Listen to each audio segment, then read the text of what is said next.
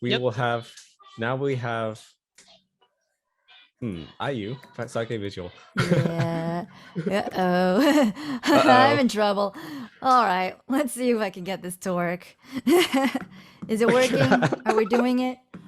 Are we doing it? Is it working? It is working All because right. everyone's cracking up already. All right, it is Excellent. yours.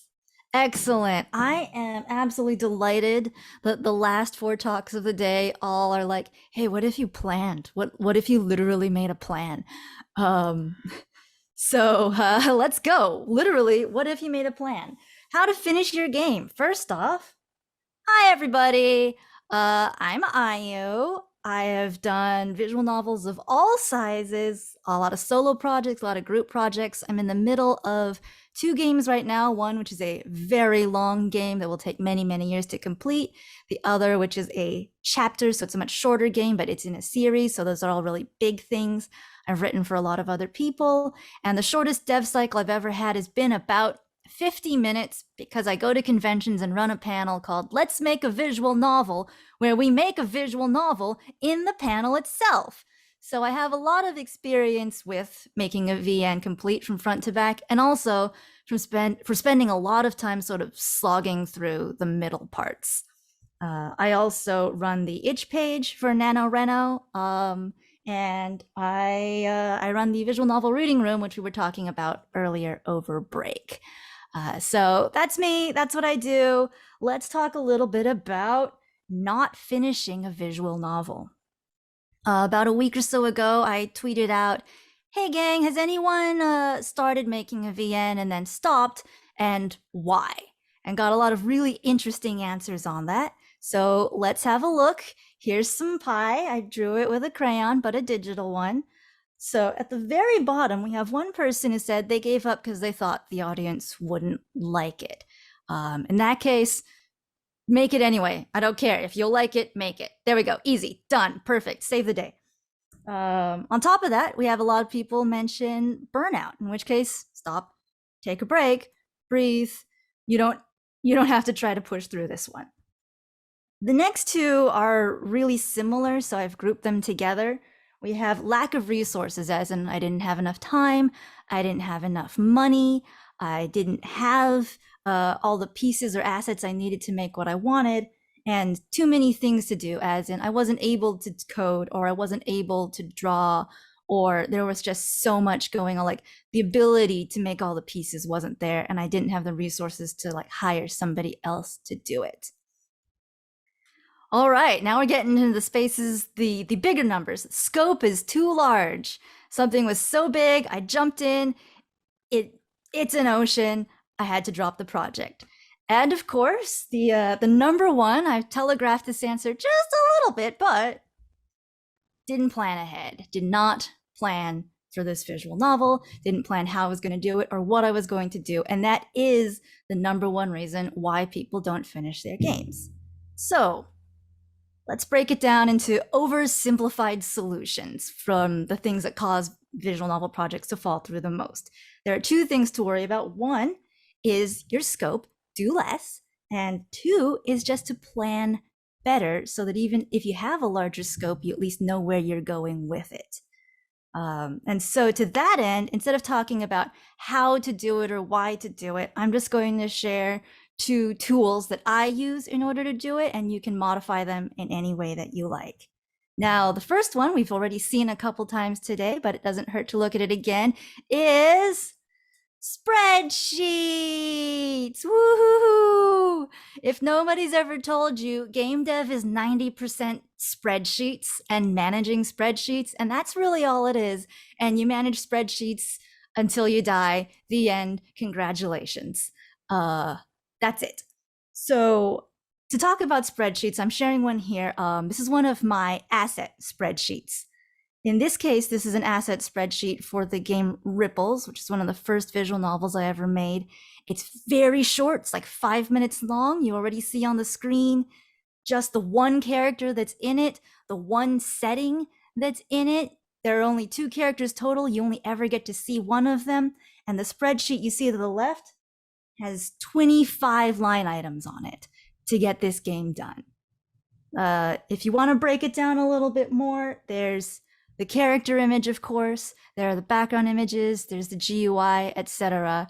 And you'll notice on the spreadsheet that not only have I broken down the assets, I've also started marking how important these assets are to the game. So some of them are absolutely necessary to tell the story. Some of them would be great to have, and others are just like, well, I could live without it if I want. You'll also see a column marking price, which if you're working with other people and you want to get a thing ahead of time, like, hey, how much would this cost? You want to start tracking those numbers ahead of time. So let's say I'm starting Ripples and I want to start writing. So I'll just mark my first line. It is in progress. Tracking progress is super important. And so you can see that I mark it as in progress. And then when I finish it, I can mark it as finished. Yay, exciting. I've done it. You get a little bit of dopamine every time you highlight it as finished too. So strong recommend. Strong recommend. But as I'm making the game, I also realize while I'm writing, there are two items that I thought I wanted that it turns out I don't actually need. In this case, for the GUI, I don't need a separate image for the buttons, and I don't need like an icon for the game itself because I can just take the existing sprite and now that's the game icon. That is an extra piece of art, an extra asset that would be nice to have, but isn't super necessary. So in this case, I mark it out as cut from the game. Now I have removed some of the things I had to do. This is something that I check over and over as I write, as I code anything, and go through, okay, what do I actually not really need for this? So here is the final spreadsheet for Ripples. As you can see, I was happy enough to get most of the things that I wanted, including stuff that wasn't necessary, but nice to have. And I only cut a handful of items, most of which were, don't really super affect the gameplay. Some of them are like sound effects just because I didn't want to have to pay for them. Some of it is art assets just because of time constraints. But these are the things that I don't super need, so they are out. And this is what the finished game spreadsheet looks like for Ripples. All right, so spreadsheets, use them however you want. This is how I use some of them. You've seen other people use them different ways, but it is important to track everything you have done and everything that you want to do. You'll also notice that I have a column next to price of actual price versus estimated price. It's very important to keep both of those alive. So the first one is so that you can make sure that you're watching, you know what your budget is ahead of time if you have one. And the second one is to make sure you're actually staying within that budget. Things change a lot. Prices change a lot. Sometimes extra work has to be done. Sometimes you get lucky and it's cheaper than you thought it was going to be. But either way, it's important to know what you planned for and what is actually happening at this point in time. All right, so that's spreadsheets. The second tool is one that I have a lot of fun with. And I think a lot of people have different ways of using it. So if you have a favorite version of this tool, go ahead and drop it in the chat while we go. But it is trees. Woo, story trees. So if you want to plan a game, you need, well, I strongly recommend a story tree. And story trees look different depending on the game that you're making. For example, this is what one of my murder mystery games might look like. You have your starting point at the top. You either find the clues or you don't. And then once you get the clues, you're either smart enough to put them together or you're not. And those are your three endings. In this case, this graph is for a very, very short dating sim where the storyline's a bit more linear with just different changes based on which character you're going after. Obviously, not all dating sims are shaped this way, but you can see that story trees look different from each other based on like how you want to structure your game. The thing about story trees, and this is the big secret, because I know a lot of people are saying, hey, it's easier for me to just sort of write as I go and feel it. I'm a pantser. Planning ahead is hard. The plan always changes partway through, and then it's really bad. The best thing about a story tree is you can write it anytime in the development process you want. You don't have to actually write a story tree at the beginning. If you're stuck in the middle of a game and you feel like you're not going anywhere, now is the time to write a story tree. So here's an example of a game that does not exist, but let's say I started writing, I started strong, I felt really good about it, and now I don't know where I'm going. I'm going to start graphing out what I have. So in this case, here's my game. I have the intro, it's great. I have some choices and some things that branch off. And then I have like 2 extra scenes I've written because I really like them. And I know they're going to go in here somewhere, but I'm not sure where. So this is what my graph looks like right now. It's not great, but now I have sort of a visual component so I can see the start of a map. The first thing I'm going to do is start thinking about how I want the game to end and start putting that in the story tree. So let's say I've got these 2 ends that I want, the good end and the bad end. Okay, how do I get there from the tree? Well, it looks like I can get straight to the good end after I drink coffee and have some aliens. The good end is exactly there. It's perfect. I can draw that line. Amazing. Unfortunately, I'm struggling to figure out how to get to the bad end. So that means that I'm going to have to include another scene, perhaps extra bagels. Maybe that will get me to the bad end. Maybe that's important. So I add that to my story tree, and I can even then add that to my spreadsheet as something that needs to be done.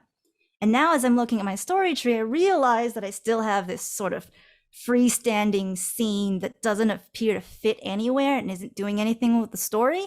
So now, boop, no more murder. I know, I'm as disappointed as you are. Sorry, kill your darlings.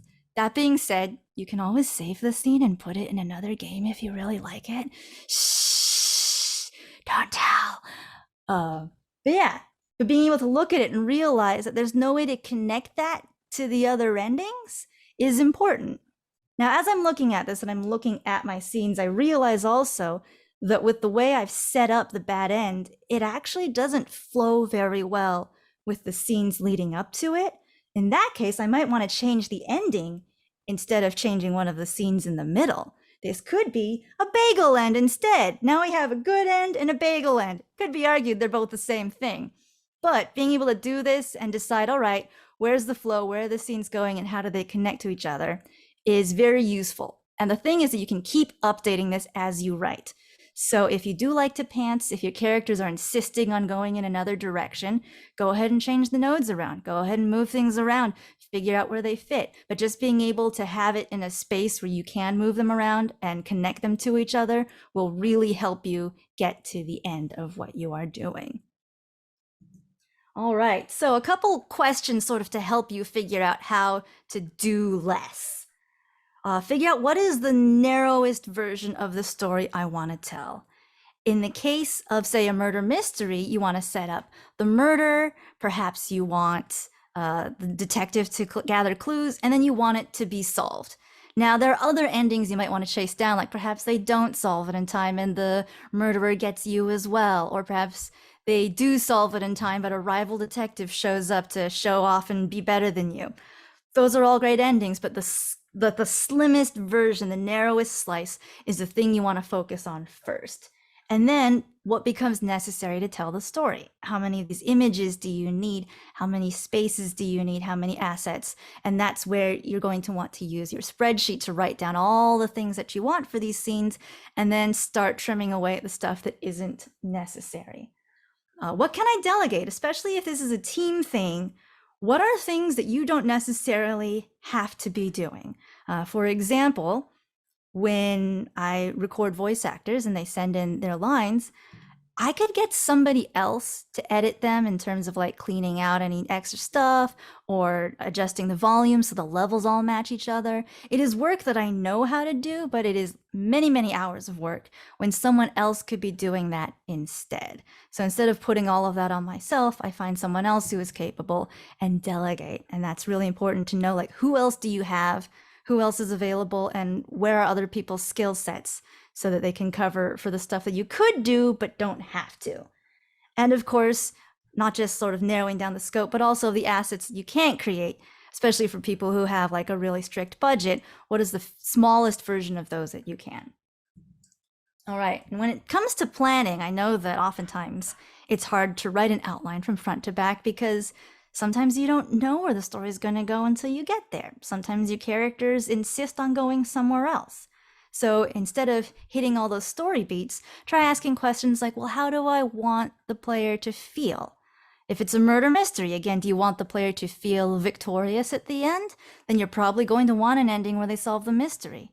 Do you want them to feel unsettled at the end?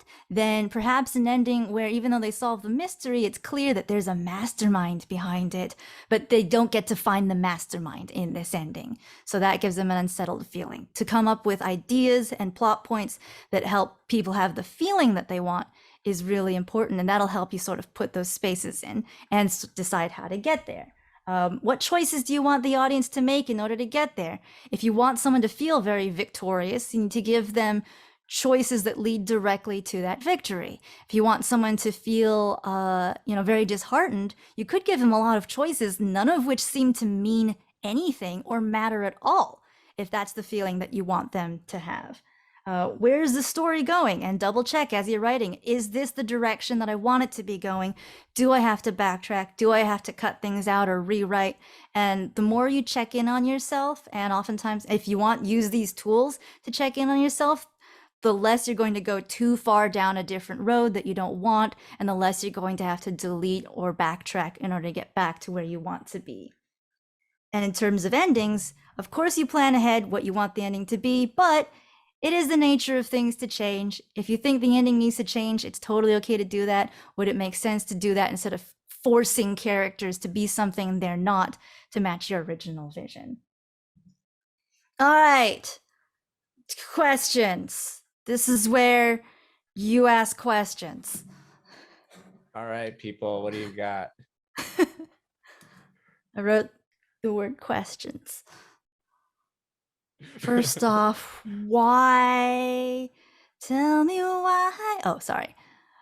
I wasn't super reading the chat because I kept looking at my slides. You were too busy memeing in the chat. Don't worry about it. Okay, it's all good. Okay, perfect. I do see a lot of really, really cool links to everyone's favorite tools, so I like that.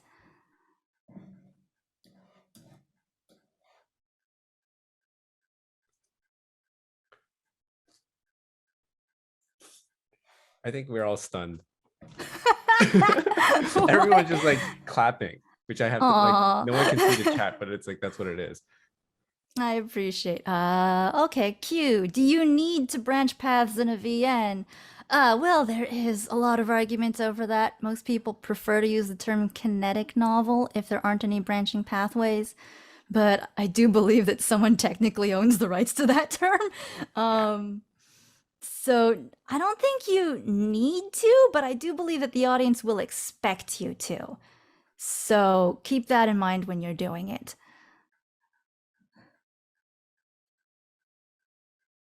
Who owns kinetic novel? I don't know. I could be wrong. What are clear signs need to pump the brakes and go back to planning? Ooh, that's good. For me, one of the clearest signs is when I feel like I have to force any of the storylines to go in a place where it doesn't feel like it wants to go.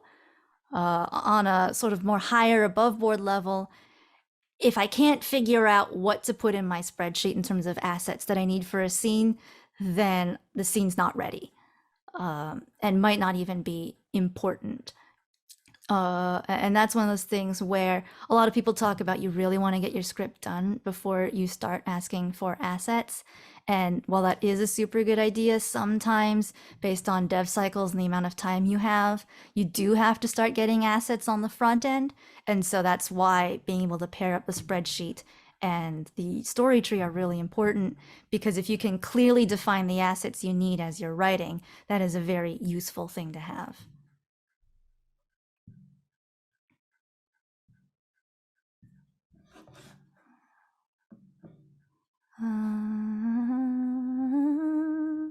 Let's see. Let's see some other questions. Sometimes it feels like no one, even collaborators, will never be as passionate about your baby as you want. Any recommendations on dealing with that feeling? You're right. It is your baby, and largely other people probably won't necessarily be as passionate as you One of the things I do my best on is making sure that I find people who are already interested in the genre. So, for example, the murder mysteries that I write, the lead artist really likes sort of the macabre and the bloody and things like that. And she enjoys drawing sort of like spooky things. And so that much excites her already. And so finding people who look like they're already interested in this genre can really super help. I think also one of the things about it is allowing people to be a part of the development process. If you're working as a team is also very important. I do oftentimes get sprites and character designs on the front end because the artists I work with will oftentimes come up with a design that I hadn't thought of, and it will change the character's personality or trajectory in a lot of really interesting ways. So there are characters who I had big plans for, and when the artist came up with stuff, they're like, well, you said this, but I have some other ideas. Maybe you like these. And the truth is, I do. And if I go in that direction, it's a new story I wouldn't have thought of. And also, the artist is more invested because they've contributed to this character now.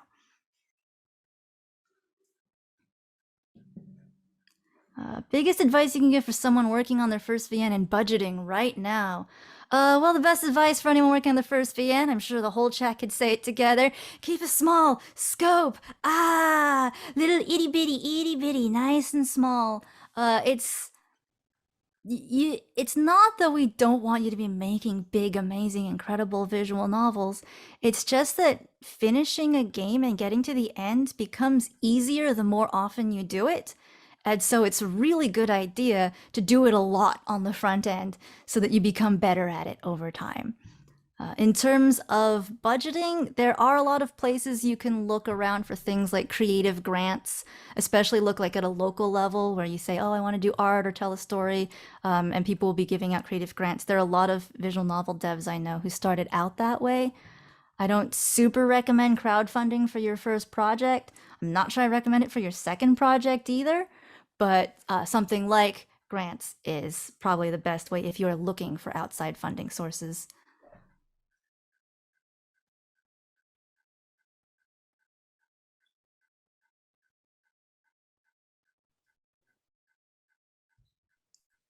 All right, let's see here.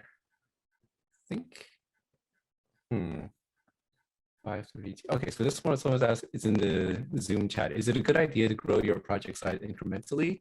I found going from small NaNoWriMos first to more sprites to CGs meant that as an artist, I end up finishing everything rather than starting from a big magnum opus. Yeah. Definitely start small. In some cases, you never even have to go big. You can go medium and just be happy there. There are devs, like full-time visual novel devs, who just make medium-sized games. In fact, who have made big games and really regret it and gone, hey, the payoff's super not worth it, but you can just make a bunch of medium ones. But yes, definitely start small. And you don't necessarily even have to put your first one out into the world. You could just do one for practice for yourself with your characters and your ideas and whatever makes you happy and really, get there without having to do something that's super polished that you're afraid might change people's opinions of you or have make a bad first impression. You can keep that to yourself if you want. But it is definitely a good idea to start small.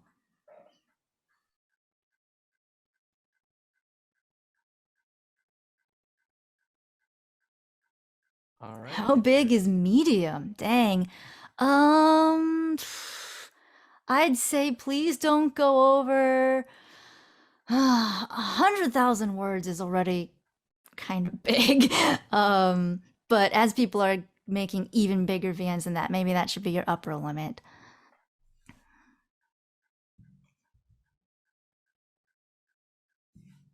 I see 80K at most. Yeah, that's a really good around there. Yeah, under $1 million budget. Yeah, they say that the union says that low budget is under $1 million. So anywhere there, what you think you can make in 4 months and can actually make in six. When I started, this guy I know who works in game dev who has released a lot of stuff says that if you and your team are all experts, it will take twice as long and be twice as expensive as you think.